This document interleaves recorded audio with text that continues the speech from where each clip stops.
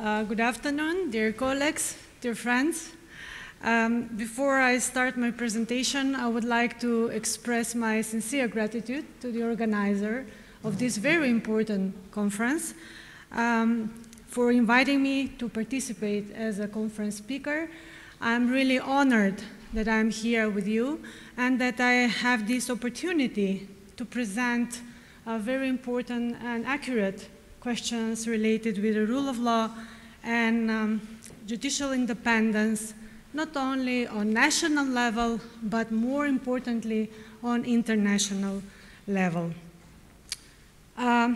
We see the differences between the legal thinking about the rule of law, and I will not go into the deep analysis in my presentation of the Rechtsstaat idea, of the concepts of the rule of law. Rechtsstaat idea of the rule of law, and French idea of the état de droit. I think that these will be maybe the questions which should be analyzed in other conference, which will be specified on this topic.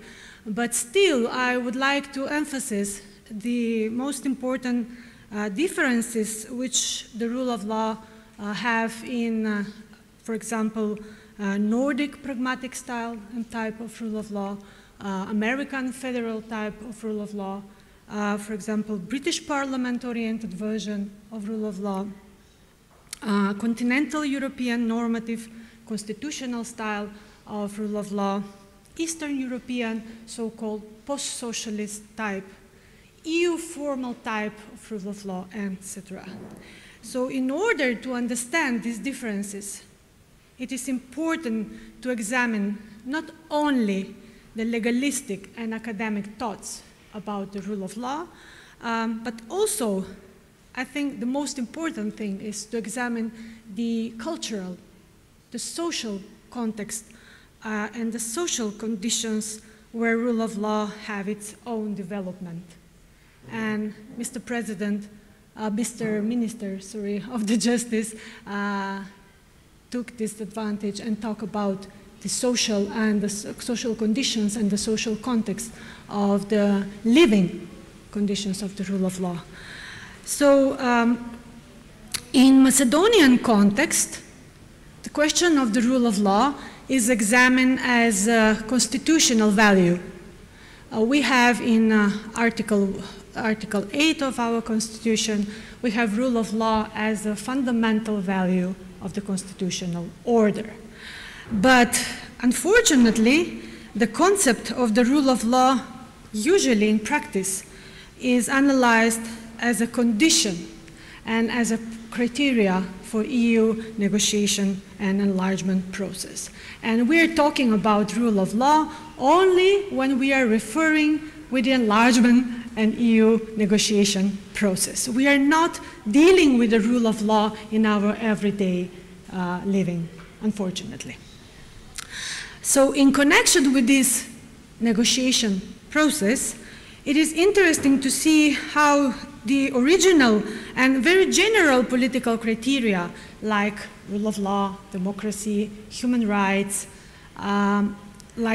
which are part of Copenhagen criteria, are given more concrete contents upon the progress of negotiations, like deficiencies in legislation, functioning of the administration, length of the procedure, structure of the judiciary, and so on. So, however, some scholars, including me, raise the question of whether there exist double standards in Europe, especially when we are talking about the differences between new and old member states in European Union.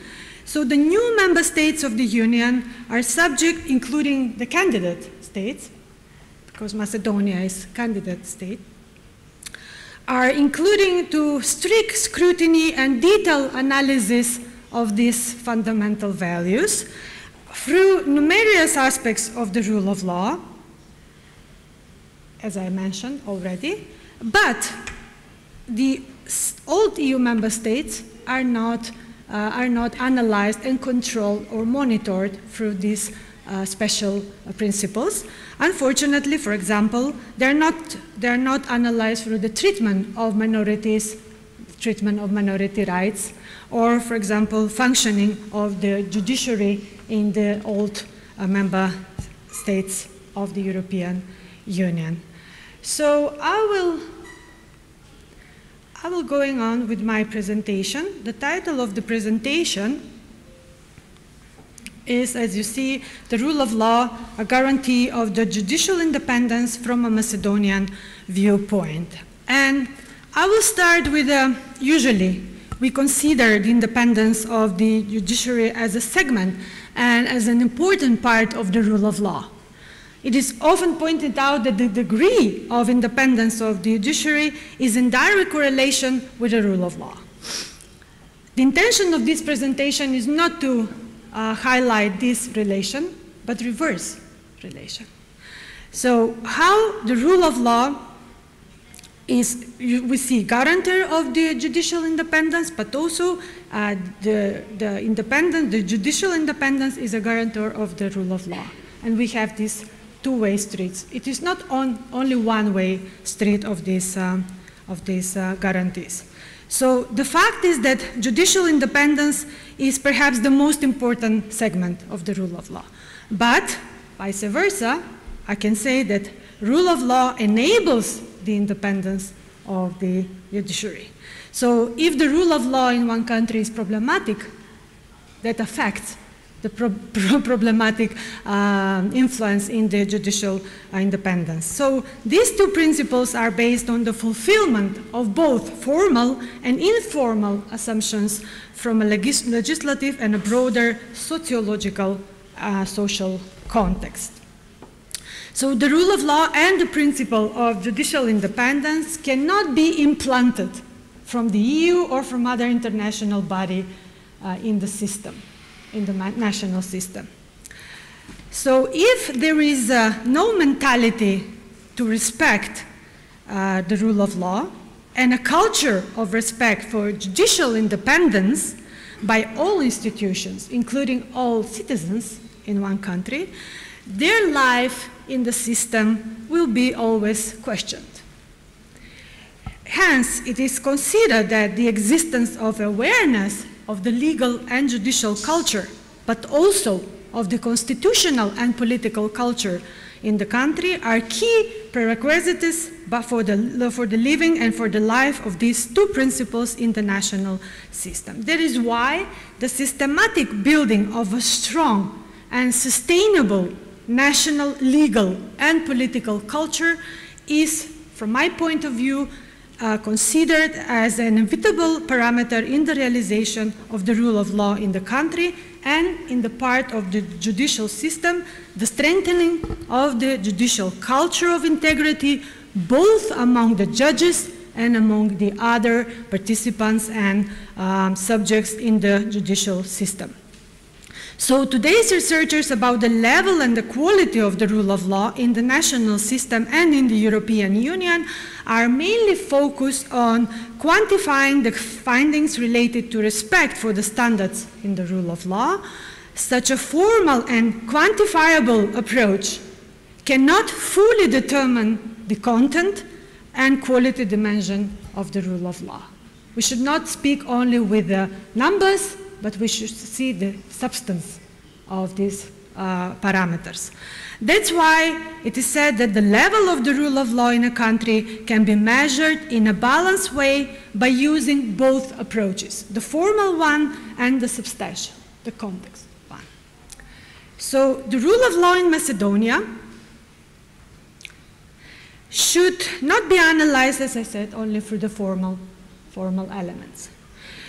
Structural changes and formal rules cannot remedy a situation in which a judiciary and the judges are unwilling to grasp and safeguard their own independence.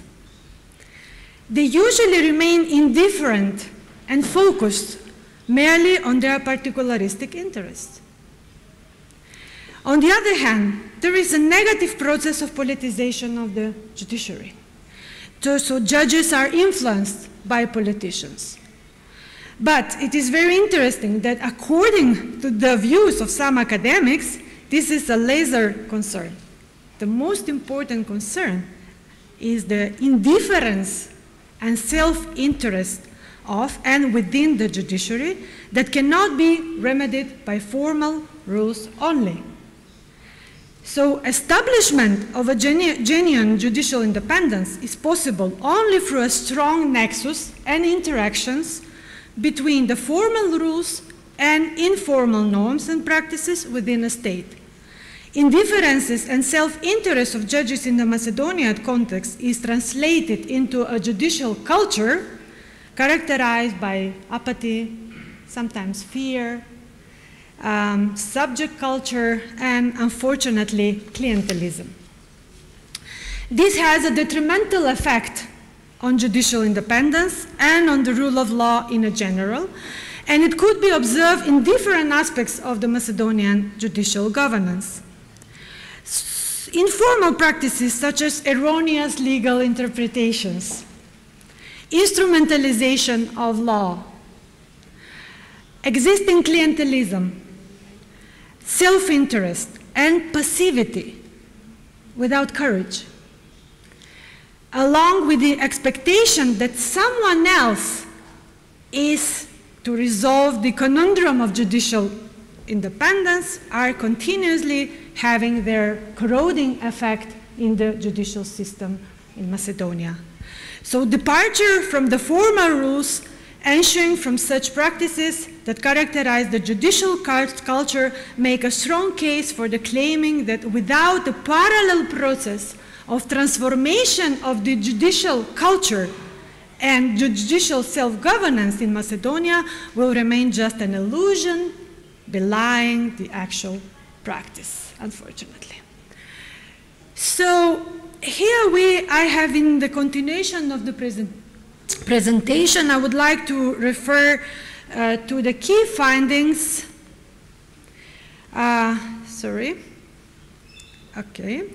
To the key findings regarding, this is the one, regarding the general population poll in 2023. It is a World Justice Project about the rule of law in Macedonia, where we can see, unfortunately, that Macedonia is ranked on 67th place out of 142 countries in terms of adherence to rule of law. And the key project findings are formulate the question level data collected between May and July in 2023 through face-to-face interviews to a nationally representative sample of 1,594 Macedonian households. The poll was designed to capture data on the experiences and perception of ordinary people regarding a variety of topics related to the rule of law. And thematic findings are actually focused on government accountability, authoritarianism, fundamental freedoms, corruption, trust in institutions, the criminal justice system, and so on. But I will not go into the detail about all these thematic findings, but I will stress only the most important questions for the rule of law: authoritarianism, fundamental freedoms, and government accountability. So majority respondents in Macedonia agree that top governmental officials engage in authoritarian behavior across all branches of government. So the 67% of the interviewed citizens felt that government officials resort to misinformation to shape public opinion in their favor. 60% of the interviewed citizens felt that government officials attack or attempt to discredit opposition parties, and 60% of the interviewed citizens felt that the government officials seek to influence the promotion or removal of judges. Regarding fundamental freedoms, more respondents believe that their freedoms of expression is guaranteed, while fewer respondents believe that their freedoms of political participation, free and fair election, and religion are not guaranteed. As far as government accountability is concerned, perception of the citizens for government accountability in the country are extremely negative. Fortunately, this is a period from 2017 until 2023. Now we have new government, I hope new positive energy in our system. Only 1 in 10 surveyed respondents believe that a high-ranking government official would be held accountable for breaking the law. And we can see here a serious decline in the percentage of respondents who agree or strongly agree that high-ranking government officials would be held accountable for breaking the law. So we can see the 25% from 2015. Now we have 10% in 2023, and this is serious decline in the percentage. About the perception of authoritarian behaviors, also it is very, very negative. 60% of the respondents in Macedonia agree or strongly agree that top government officials seek to influence the promotion and removal of judges. 60%. 50% of the respondents in Macedonia agree and strongly agree that government officials refuse to comply with court rulings that are in their favor. And 55% of the respondents in Macedonia agree and strongly agree that government officials seek to limit the court's competencies and freedom to interpret the law. Also, the negative are remarks about corruption and trust.